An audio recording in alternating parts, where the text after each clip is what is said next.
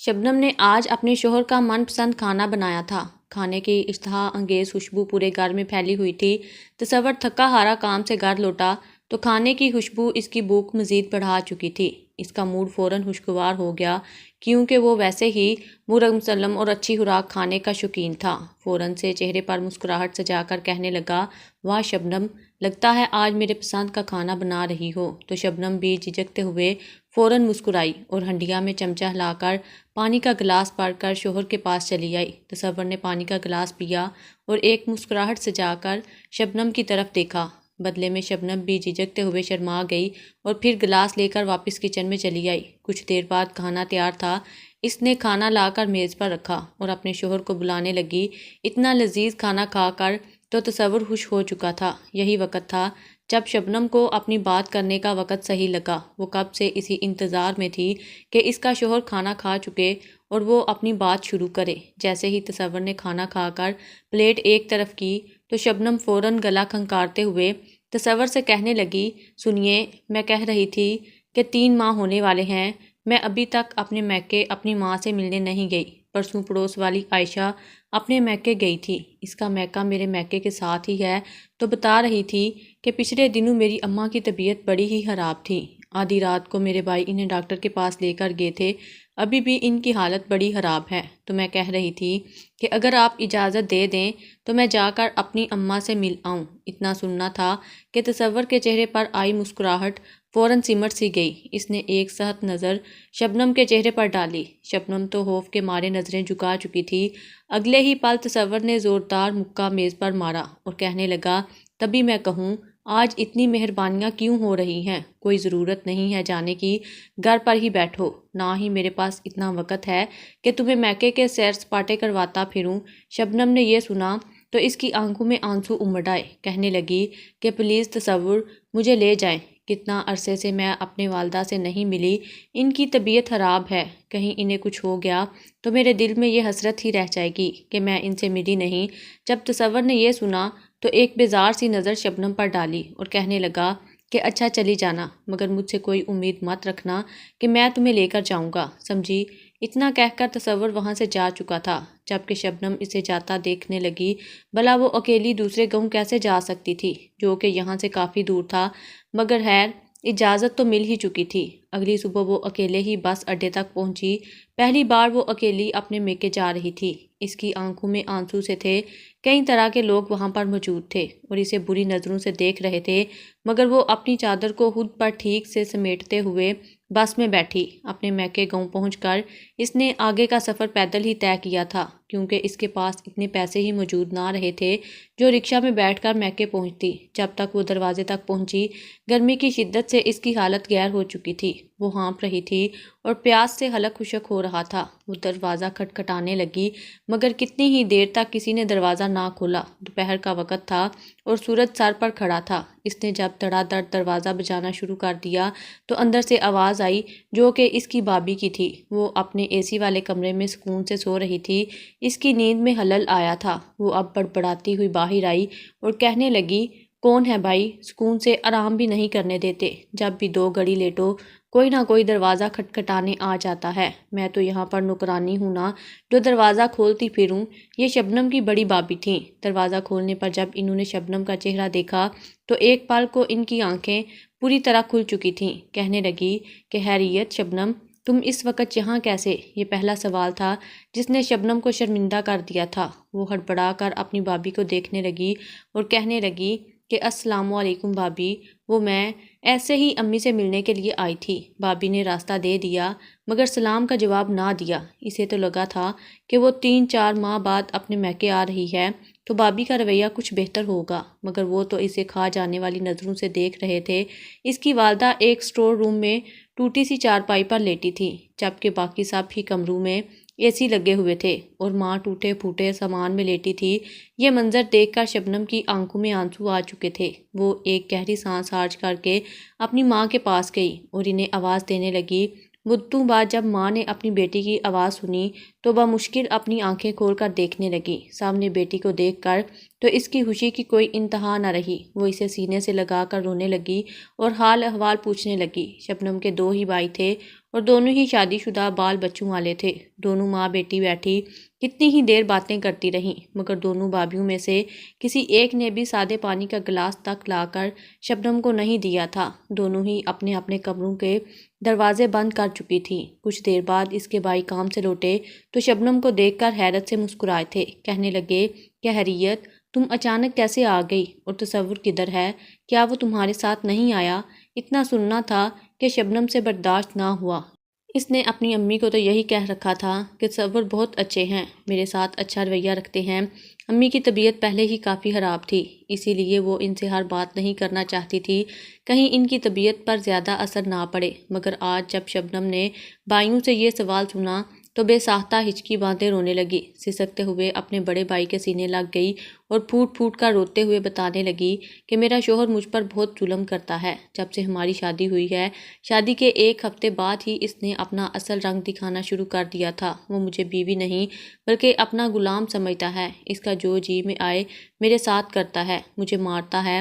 وہ مجھے انسان نہیں بلکہ کوئی حیوان سمجھتا ہے۔ اتنا ظلم تو کوئی کسی حیوان پر بھی نہیں کرتا جتنا وہ مجھ پر کرتا ہے۔ شبنم روتے ہوئے ہر بات اپنے بھائیوں کو بتا رہی تھی، جبکہ وہ خاموشی سے اس کی ہر بات سنتے رہے اور پھر خاموشی سے اس کا چہرہ دیکھنے لگے۔ شبنم کو بڑی حیرت ہوئی تھی کہ اس کے بھائی ایک لفظ بھی نہ بولے، مگر اگلے ہی پل اس کا چھوٹا بھائی آگے بڑھا اور شبنم کے کندھے پر ہاتھ رکھ کر کہنے لگا، دیکھ شبنم، ہم جانتے ہیں کہ ہم سے غلطی ہوئی ہے، ہم لوگ اچھے کھاتے پیتے لوگ تھے، خیر سے ہمارے گھر میں کسی چیز کی کوئی کمی نہ تھی، تم ہماری اکلوتی بہن تھی، ہم نے تیرا ہر ناز نخرا اٹھایا، تیرا بے حد خیال رکھا، مگر جب تیری شادی کی باری آئی تو ہم نے تصور جیسے شخص سے تیری شادی کروا دی۔ وہ بھلے ہی ہم سے کم کماتا ہو مگر بڑے ہی عزت دار اور شریف گھر سے اس کا تعلق تھا۔ میری بہن پیسے کے بغیر تو زندگی گزر جاتی ہے، مگر عزت کے بغیر یہ زندگی نہیں گزرتی۔ تصور تو میاں مٹھو ہے، اس کی زبان سے تو ایک لفظ بھی نہیں نکلتا، اور تم کہہ رہی ہو کہ وہ تم پر ظلم کرتا ہے، تمہیں غلام سمجھتا ہے۔ ہم تو ہرگز نہیں مانتے کہ تصور ایسا کر سکتا ہے، ہمیں اس پر آنکھ بند کر کے یقین ہے۔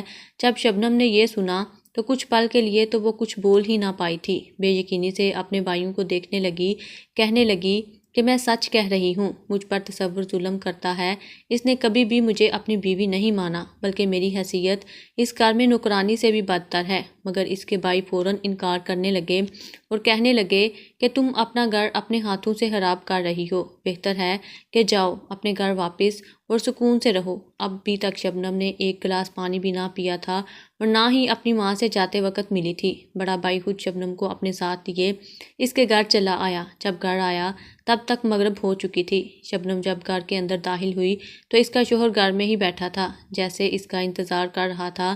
جب اس نے شبنم کے ساتھ اس کے بھائی کو دیکھا تو فوراً اپنا غصہ ضبط کرتے ہوئے مسکرا کر ان سے ملنے لگا اور پھر چہرے پر انتہائی معصومیت سجا کر کہنے لگا، اشفاق بھائی، شبنم آپ کے ساتھ تھی، آپ نہیں جان سکتے کہ میرے دل پر کیا گزر رہی تھی، میں کس قدر پریشان ہو چکا تھا، آس پڑوس میں جا کر پوچھ لیا، یہاں تک کہ میں نے شبنم کی سہیلیوں کو بھی فون کر دیا کہ آخر یہ کہاں چلی گئی تھی۔ ابھی میں آپ کی طرف فون کرنے ہی والا تھا کہ تبھی آپ اسے لے کر یہاں چلے آئے۔ آپ بتائیں بھائی، کیا یہ غلط طریقہ نہیں ہے؟ شبنم اگر آپ لوگوں کے ہاں جانا چاہتی تھی تو بھلا میں اسے منع کرتا، بلکہ میں خود اسے چھوڑ کر آتا اور اس کے ساتھ واپس بھی آتا، مگر دیکھیے یہ مجھے بتائے بغیر آپ کے ہاتھ چلی گئی۔ تصور کے الفاظ تو شبنم پر بجلی بن کر گرے تھے، وہیں شبنم کے بھائی کے ماتھے پر بھی بل پڑے اور وہ شرمندہ سا ہو کر تصور سے معذرت کرنے لگا کہ دراصل وہی اسے لینے کے لیے یہاں آئے تھے۔ کچھ دیر بعد شبنم کا بھائی وہاں سے چلا گیا اور شبنم کے تو جیسے اوسان ہتا ہو چکے تھے، جانتی تھی کہ اس کا شوہر جو کھانے میں نمک کم ہونے کی وجہ سے اس کو لہو لہان کر سکتا تھا، نہ جانے آج کیا کرنے والا تھا۔ جو ہی اس کا بھائی گھر سے اور پھر گلی سے اوجھل ہو گیا تو دروازے کو لاک کر کے تصور واپس پلٹا۔ اس نے ایک حقارت بھری نظر شبنم پر ڈالی تھی، جبکہ شبنم تو سوکھے پتے کی طرح کانپ رہی تھی۔ اگلے ہی پل تصور نے اپنا محسوس لوہے کا راڈ نکالا اور اس سے شبنم کو مارنا شروع کر دیا۔ شبنم درد سے چلانے لگی تو تصور نے اس کا چہرہ دبوچ لیا اور چہرہ دبوچ کر کہنے لگا، خبردار جو تمہارے حلق سے ایک بھی چیخ نکلی ورنہ زبان کھینچ لوں گا، مجھے تمہاری ذرا بھی آواز نہیں آنی چاہیے ورنہ گرم انگارے تمہاری زبان پر رکھ دوں گا۔ وہ جانتی تھی تصور جو کہتا ہے وہ کر کے دکھاتا ہے۔ اس نے مارے خوف کے اپنے منہ پر ہاتھ رکھ دیے اور پھر روتے ہوئے نفی میں سر ہلا کر کہنے لگی کہ نہیں، مجھے مت مارو، میں آپ کی اجازت لے کر ہی میکے گئی تھی۔ مگر تصور اسے بے تحاشا پیٹنے لگا، اتنا مارا کہ وہ بے ہوش ہو کر زمین پر گر گئی۔ ساری رات وہ یوں ہی فرش پر بے ہوش پڑی رہی۔ صبح بھی وہ بے ہوش ہی تھی۔ جب تصور نے اسے ابھی تک یوں ہی گرا دیکھا تو حقارت سے بڑا اور ٹھنڈے پانی کا جگ بھر کر اس کے اوپر گرا دیا۔ ایک دم سے ٹھنڈا پانی گرتا دیکھ کر شبنم بکھلا کر اٹھ بیٹھی۔ اس کے چہرے اور وجود پر موجود زخم اکڑ چکے تھے۔ ٹھنڈا پانی پڑنے سے تو اسے مزید ہی درد ہونے لگا تھا۔ تصور کہنے لگا کہ اب اگر تمہارا یہ ڈرامہ ختم ہو گیا ہو تو میرے لیے جا کر ناشتہ بناؤ، مجھے دفتر بھی جانا ہے۔ شبنم فوراً اٹھی اور جیسے تیسے ناشتہ بنا کر تصور کے سامنے رکھا۔ پراٹھا جل چکا تھا، اس پر بھی اسے تصور سے اچھی خاصی سننا پڑی، مگر چونکہ وہ دفتر سے لیٹ ہو رہا تھا اس لیے جلدی ہی وہاں سے چلا گیا۔ شوہر کے گھر سے نکلتے ہی اس کی جان میں جان آئی تھی۔ وہ دروازہ بند کر کے وہیں خوف کے مارے پھوٹ پھوٹ کر رونے لگی۔ اس کی بھی کیا زندگی تھی، یہ کیسا نفسیاتی مریض شوہر اس کے پلے پڑا تھا جو ہر وقت اس پر ظلم ہی کرتا رہتا۔ آج تک اس کے شوہر نے کبھی اس سے پیار سے بات نہیں کی تھی، بس وہ اس کی ہر غلطی پر اسے ڈانٹتا اور مارتا ہی رہتا۔ آج جو برسوں بعد اسے میکے جانے کی اجازت ملی تھی تو اس پر بھی اس کے بھائیوں نے یقین ہی نہ کیا کہ تصور اس کے ساتھ ایسا کر سکتا ہے۔ آج تو اس کے جسم پر زخموں کے نشان تھے، جگہ جگہ نیل پڑے تھے۔ وہ اپنا وجود دیکھ کر بے تحاشا روئی اور کہنے لگی کہ اب اگر تصور نے میرے ساتھ اس طرح کا رویہ رکھا تو وہ یہاں سے بھاگ جائے گی اور اپنے بھائیوں کے گھر چلی جائے گی۔ اس کی یہ حالت دیکھ کر تو یقیناً وہ اس پر یقین کر لیں گے۔ وہ شوہر کے گھر آنے سے پہلے ہی سارے کام نپٹا چکی تھی۔ رات کو شوہر گھر آیا تو کافی غصے میں لگ رہا تھا۔ شبنم اس کی کہی ہر بات بھاگ بھاگ کر مانتی اور اس کے کام کر رہی تھی۔ تبھی شبنم کے چہرے پر موجود زخم تصور کو چڑھانے لگے۔ وہ الجھتے ہوئے کہنے لگا کہ تمہارے یہ زخم ابھی تک ٹھیک کیوں نہیں ہوئے، مجھے ان سے شدید الجھن ہو رہی ہے۔ شبنم حیرت سے اپنے شوہر کو دیکھنے لگی۔ تصور کے چہرے پر مسکراہٹ پھیلی اور بڑے ہی پیار سے کہنے لگا کہ یہاں آؤ میرے پاس، میں تمہارا علاج کرتا ہوں۔ شبنم تھوڑی ڈری تھی، کہنے لگی کہ میں ٹھیک ہوں، مگر تصور اٹھا اور خود اس کا ہاتھ پکڑ کر اپنے ساتھ بستر پر لے گیا۔ شبنم کو کہنے لگا کہ یہاں پر لیٹ جاؤ۔ شبنم ڈرتے ڈرتے بستر پر لیٹی تو تصور اٹھا، کہنے لگا کہ تمہیں میں نے یہ زخم دیے ہیں، اب ان پر مرہم بھی میں ہی لگاؤں گا۔ اتنا کہہ کر وہ کچن میں چلا گیا۔ جب واپس آیا تو اس کے ہاتھ میں ایک کٹوری تھی جس میں ہلدی اور نمک ملا رکھا تھا۔ وہ آیا اور ہلدی اور نمک کا لیپ شبنم کے زخموں پر لگانے لگا۔ شبنم کے چہرے پر جیسے ہی وہ لیپ لگا تو وہ درد سے بلبلا اٹھی، کہنے لگی کہ مجھے بہت چبھن ہو رہی ہے، درد ہو رہا ہے، یہ آپ میرے چہرے پر کیا لگا رہے ہیں؟ تو تصور کہنے لگا خاموشی سے لیٹی رہو، یہ خاص لیپ ہے، تمہارے زخموں پر لگے گا تو وہ جلد ہی ٹھیک ہو جائیں گے۔ شوہر کے ڈر سے شبنم دوبارہ کچھ بول بھی نہ پائی، مگر ضبط کی انتہا جب ہوئی تو اس کی آنکھوں سے موٹے موٹے آنسو نکلنے لگے۔ وہ سسک سسک کر رو رہی تھی، مگر اس کے حلق سے کوئی آواز بھی نہیں نکل رہی تھی۔ نمک زخموں پر شدید جلن دے رہا تھا۔ وہ جان چکی تھی، مگر اس کے باوجود وہ اپنے پاگل شوہر کے آگے خاموشی سے لیٹی رہی۔ سارا لیپ لگانے کے بعد جب وہ اٹھ کر وہاں سے گیا تو جلن برداشت سے باہر ہو چکی تھی۔ شبنم فوراً اٹھی اور واش روم چلی گئی۔ اپنا چہرہ اور بازو جہاں جہاں وہ لیپ لگا تھا دھونے لگی۔ درد برداشت سے باہر تھا۔ اسے سمجھ نہیں آ رہی تھی کہ اس شدت کو کیسے کم کرے۔ وہ تو نہ جانے کسی حیوان کے ساتھ زندگی گزار رہی تھی، اس سے تو اچھا تو موت تھی۔ یہ روز روز کی تکالیف سے تو جان چھوٹ جاتی۔ وہ ابھی چہرہ دھو ہی رہی تھی کہ دھڑلے سے واش روم کا دروازہ کھلا۔ اس کا شوہر ہونہار نظروں سے اسے دیکھ رہا تھا۔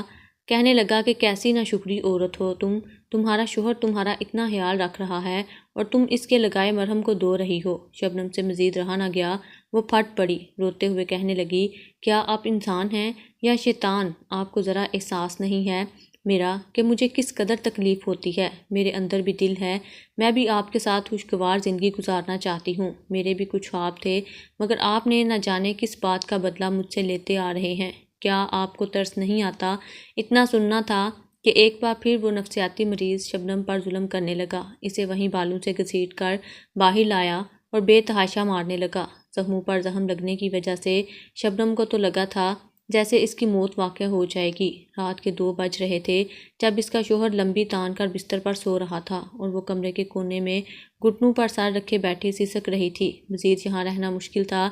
इसने सोच लिया था कि वो अब यहाँ नहीं रहेगी। इसने शोहर के बटुए से पैसे लिए और खामोशी से दबे पाँव घर से निकल गई। जानती थी कि कुछ देर बाद यहाँ से बस निकलेगी जिसमें बैठकर वो अपने मैके गाँव चली जाएगी।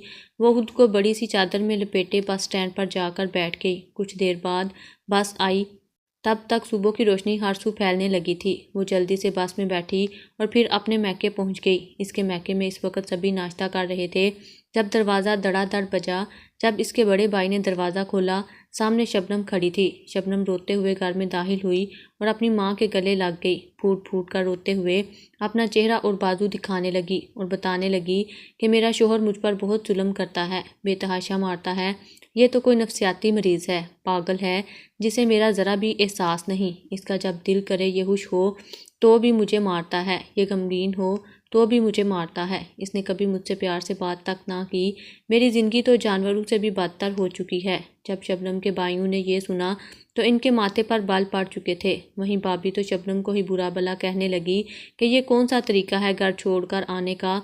अभी भी तुम जो आई होगी तो कौन सा शोहर को बताकर आई होगी। वहीं दूसरी जानब इसके भाई भी इसे कहने लगे कि अम्मा इसकी बातों में मत आना, इसे तो आदत हो गई है यहाँ की आसाइशों की, तभी रोज़ मुंह उठाकर आ जाती है।